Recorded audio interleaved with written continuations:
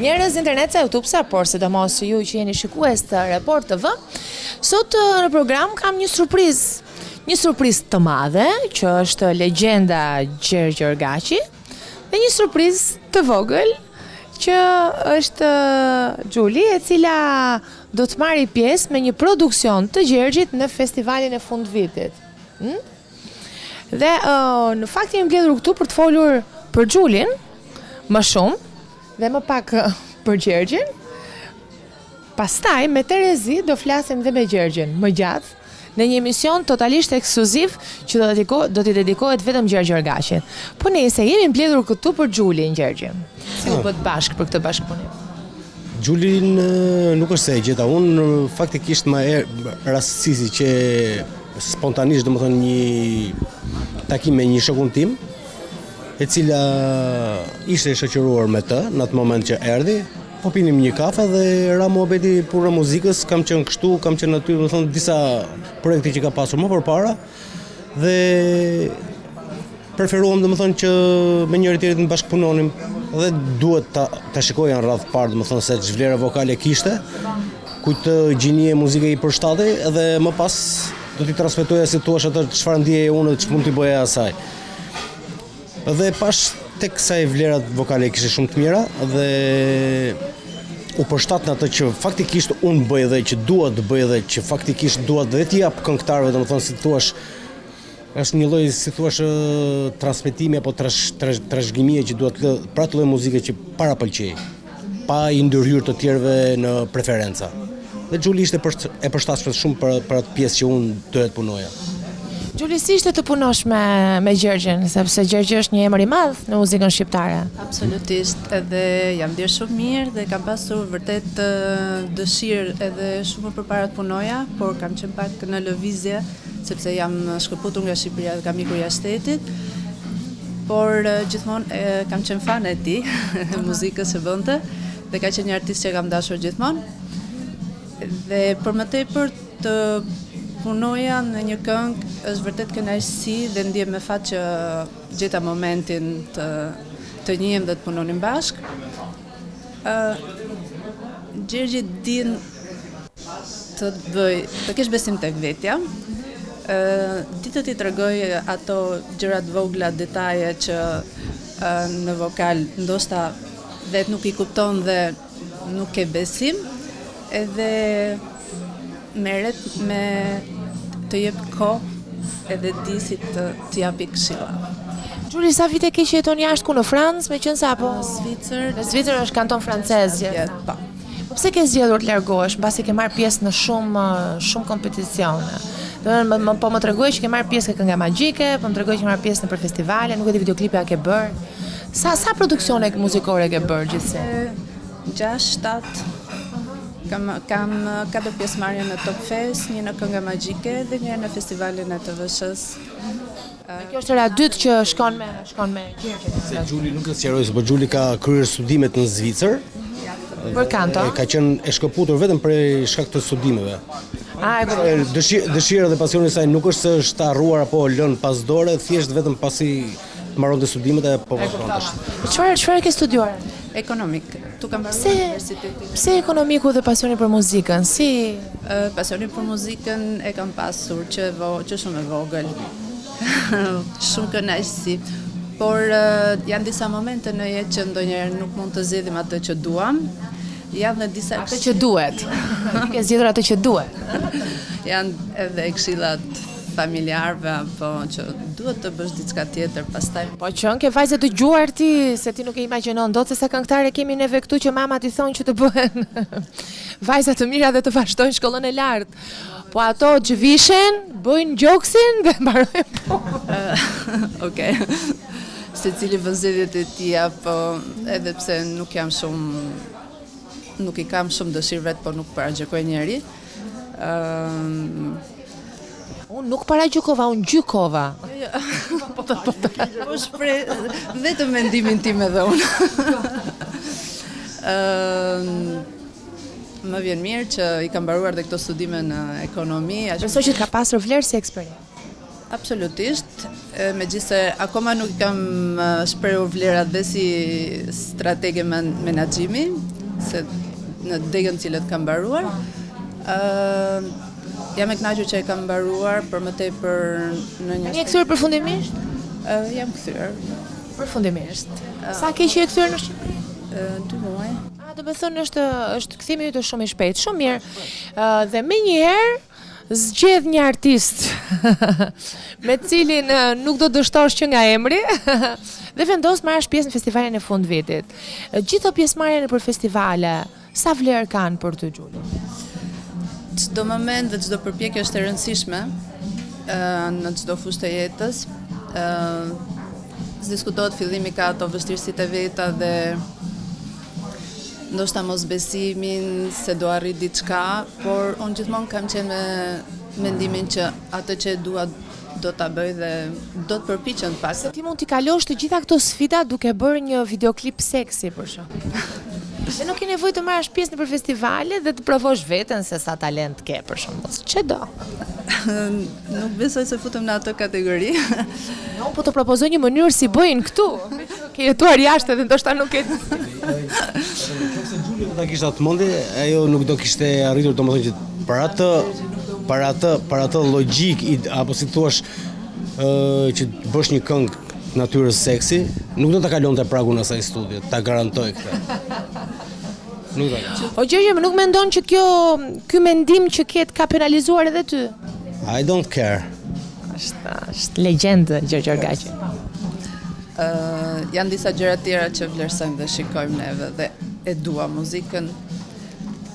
E them dhe njëherë që nuk dua të paragjikoj asnjëri, edhe çdo gjë ka bukurinë dhe të veçantat e saja dhe çdo gjë ka shikueshmërinë e saj.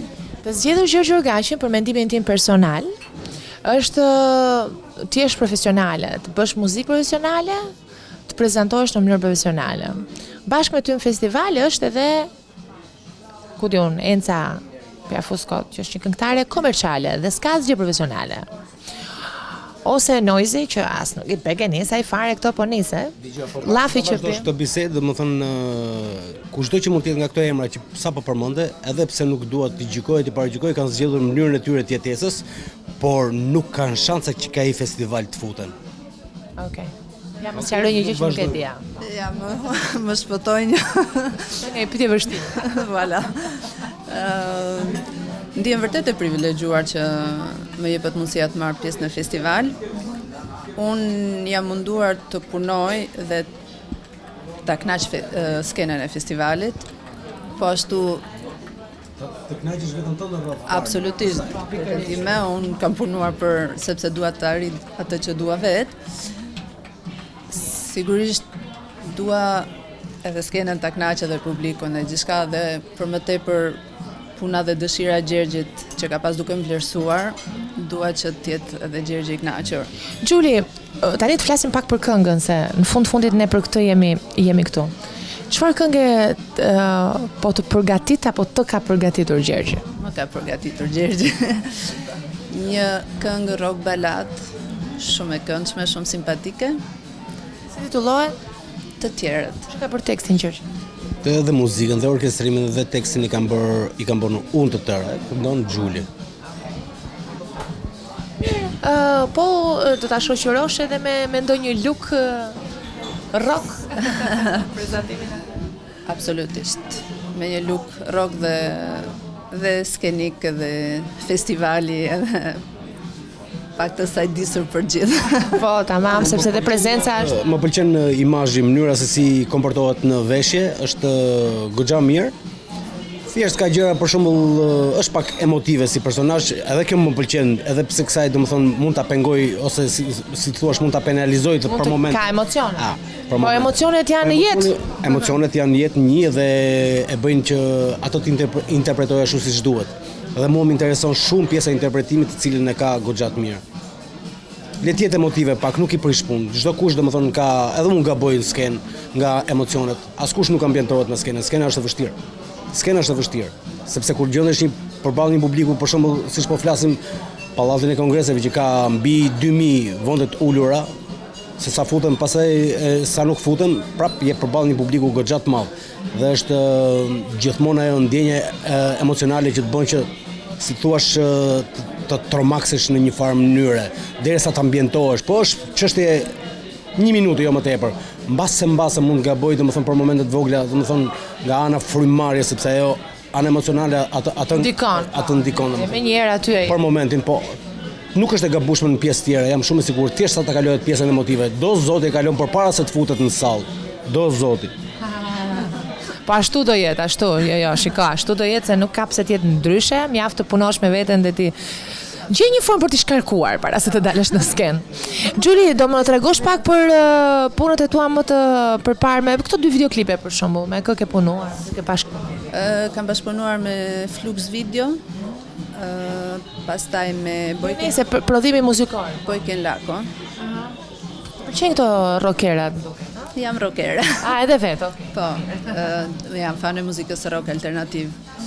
Edhe pse deri tani ndoshta nuk e kam shprehur vërtet atë që dua, se janë shumë faktorë në mendjen tonë që vinë kur mendojmë bëjmë diçka, një projekt për duke ja përshtatur festivalin në cilin do marrim pjesë, apo dhe ndoshta akoma nuk e kisha bërë diçka ashtu si dua vetë. Kjo balad më pëlqen shumë, edhe shpresoj që të pëlqejë nga publiku.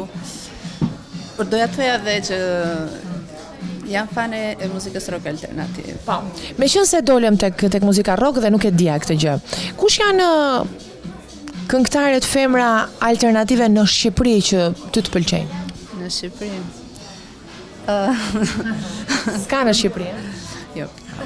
Ka patjetër. Nuk e di. Po për momentin s'po më kujtoj. Nuk e di pse më erdhi në mendje Orgesa Zajmi, nëse nuk gaboj, ose Kamela Islamaj. Kamela, paktën që i kam dëgjuar. Kamela më pëlqen shumë, edhe Orgesa gjithashtu. I kam ndjekur shumë herë në për live-et e tyre. Po kur vjen në Tiranë përgjithsisht, kush janë vendet që frekuenton këto të live-et e muzikës rock? Të muzikës rock, Eugen Bushpepa, Kamela. Mendon sepse ke dhe je 30 vjeç dhe i përket një brezi që e ka dëgjuar muzikën e Gjergjit edhe të brezit të Gjergjit. Mendon që rocku i vërtet ka mbetur më shumë atje dhe sot nuk është e njëjta gjë, apo kemi dhe sot rocker? Ka mbetur atje, por ka jo një pjesë shumë e madhe, por do thojë që ka akoma nga ato që e duan vërtet rockun. Ka plot të rinj. Ka diçka që doja ta sqaroja në këtë, si thua, në këtë pyetje që bërë, edhe pse nuk ishte drejt për drejt, ka një gjë, domethënë në të gjithë botën mund të lindin dhe mund të dalin tmerrsisht shumë alternativa, domethënë si rocku, si popi, si folku, everything, gjithçka domethënë, por ajo që i ka mbijetuar të gjitha kohërave dhe që nuk është dukur kurrë, ndonse mund të dëgjohet, si thua, të bjerë përqindja e dëgjimit, ka qenë muzika pop rock. Pop rock është muzika që mban linjën ideale të as të rënies dhe as të ngritjes. Çdo rrym tjetër që del, o ngrihet maksimalisht, o bie maksimalisht për një farë kohe dhe zhduket pastaj. Por ajo që ka qenë më tepër ekzistente dhe që ditë jetoi është muzika pop rock. Pop rock. Paktën është një lloj, si ta them unë, është një lloj studimi prej kaq prej meje. E shoh mjaft për gjithë këngëtarët, domethënë sado u largohen qoftë për momente, qoftë për vite, si thua, 1-2 vjeçar, 1-3 vjeçar, prap muzika pop rock është ajo që asaj i rikthehen dhe ajo mbijeton. Gjergj, çfarë pret nga Gjuli në këtë prezantim të festivalin e fundit? Nuk është se unë i vura Gjulit detyra shumë të mëdha, domethënë si thua, t'ia imponoj gjërat që duhet të bëj. Dua ta lënë atë unin e vet, që ajo ta realizojë atë sipas mënyrës së saj. Nuk tregohem agresiv, tregohem agresiv thjesht vetëm ke pjesa teknike e këngës, mënyrën se si duhet ta interpretoj, pastaj pjesën tjetër ja lën dorë asaj. Nuk e kam shtrënguar kur e kam bërë, domethënë gjithçka e kemi bërë gjithçka me qetësi, kur ka qenë në momentet e saj, nuk e kam ngarë, se ka qenë dhe momente kur u ftof një periudhë kohë dhe nuk e ngava, nuk i thash edhe ruaju, sepse njeriu gjendet në momente të ndryshme. Një domethënë edhe ftohet, s'ke ç'i bën, janë gjëra të pashmangshme ato. Po faktikisht ka ecur mirë, e para gjë domethënë që do të thoja është ka dëshirë goxha të madhe dhe kjo më bën që të ndiej mirë për të punuar me të. Kjo është më e rëndësishmja. Gjuli, unë dua që përpara se të mbyllim programin, ti të lëshosh një mesazh për shqiptarët që dëgjojnë muzikën, për publikun, se thash për shqiptarët po u shpreha gabim. Të lëshosh një mesazh për publikun. Ti ke fatin që përpara se të dalësh në skenën e festivalit të fundvitit, të mund t'i flasësh atyre që do të ndjekin ty në festivalin e fundvitit. Dhe sikur të kishe mundësi që të shirohesh nga ato emocionet që të presin në dhjetor, çfarë do t'i thoshe ti të gjithë aty? Dëgjoni muzikë të mirë. Kjo është shumë e bukur. Kjo është mesazh shumë i bukur dhe një mesazh po i thjesht dhe i bukur që i nevojitet shumë këtij popullit tonë, domethënë. Këtij miletit. Kështu. Gjuli, unë them ta mbyllim programin duke i propozuar aty që janë duke na ndjekur që në Dasara ta njohin më mirë Gjulin me anë të 2 videoklipeve të saj. Ndiqeni dhe nesh jemi në programin e radhës.